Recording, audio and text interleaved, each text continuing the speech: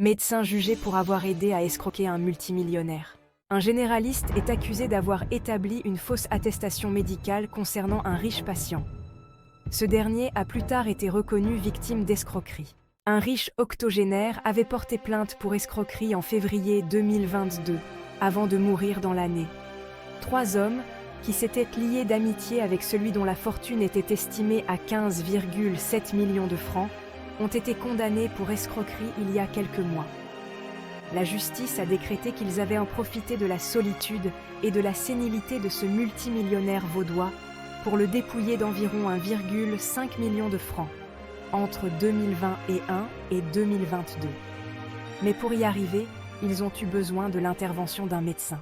Le généraliste qui, début 2022, a attesté de la pleine capacité de discernement de l'octogénaire, lui permettant de disposer de sa fortune, a été jugé lundi à Lausanne pour faux certificat médical. Le jour de l'examen, il n'avait pas revu son patient depuis 2016 et lui a fait passer une batterie de tests. Il a répondu aux questions sans présenter aucun signe d'incapacité de discernement, a rapporté le spécialiste. Sauf que le document médical, établi 1 mois plus tard, a été copié-collé depuis Internet.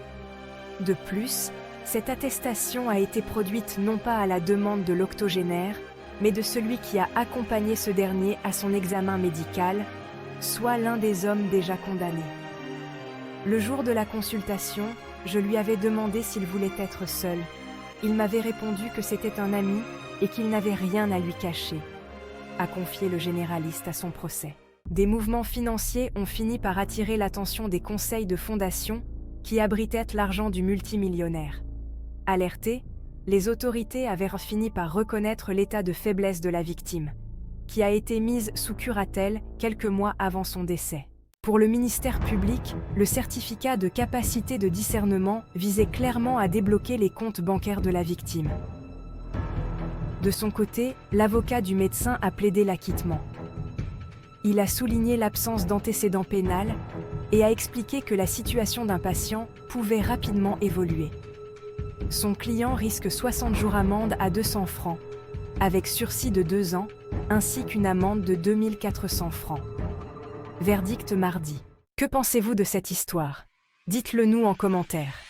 Et pour ne plus rater nos vidéos avec des histoires vraies, émouvantes, merveilleuses et captivantes, merci de vous abonner, d'aimer et de partager massivement.